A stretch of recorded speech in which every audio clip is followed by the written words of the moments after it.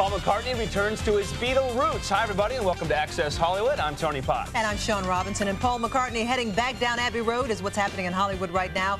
Our Pat O'Brien went one-on-one with the Beatle, who's still battling loneliness since the death of his wife, and using his music to help heal the wounds.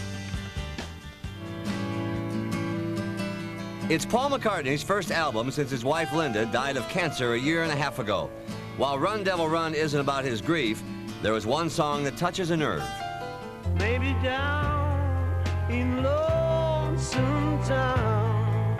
It's a remake of an old Ricky Nelson tune called Lonesome Town, one of Paul's favorites growing up.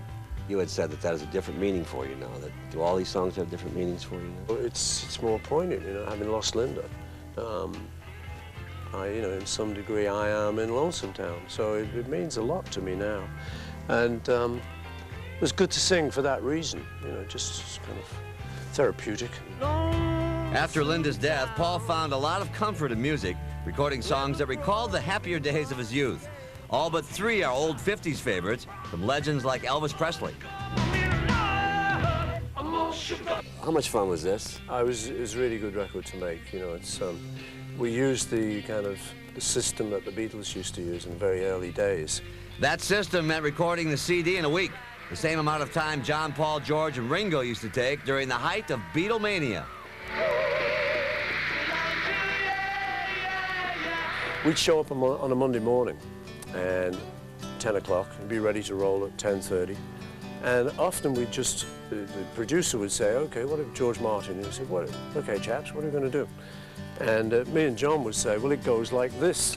And that wasn't the only magical mystery trip Paul took.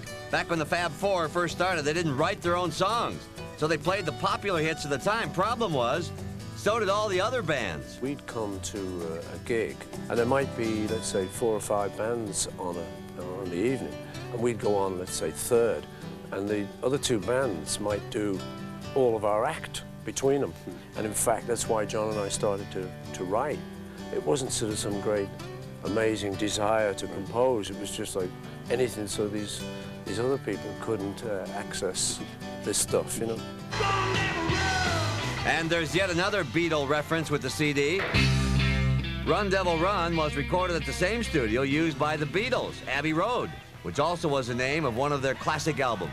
Did that bring back? I must have brought back. Abbey Road. Yeah. Yeah, it was really nice, you know, because I loved that studio, obviously just for the nostalgia and stuff. I had a young American friend, one of the kids' friends, who was visiting. She said, "Gee, it smells." It does, you know, it's really got a weird smell. I love the smell. Well, you know, just like an old room smell. Right. Yeah. Paul is now at peace with the Beatle past that once haunted him, but there's one issue that remains unresolved. The reunion rumors that surrounded the band from the time they split in 1970 to the day John Lennon died in 1980. How close were you guys ever to getting back together? Can you tell me that? Not really close. I mean, it happened nearly once or twice, you know. One of us would get an itch to sort of do it, because it was kind of inevitably quite a good idea while we were close to it. But I think, you know, whenever it came round to it, we just thought, no, you know, it'll never be the same. And now that John is gone, Paul tells me it will never, ever happen, even though there have been offers for the remaining 3 to get back. What do we want? You know, get more famous? You know, so I think it's good to kind of leave it where it was. It's a very beautiful memory. It's a great body of work, he said modestly. But, you know, so I think it's well enough left alone. You know, don't disturb it.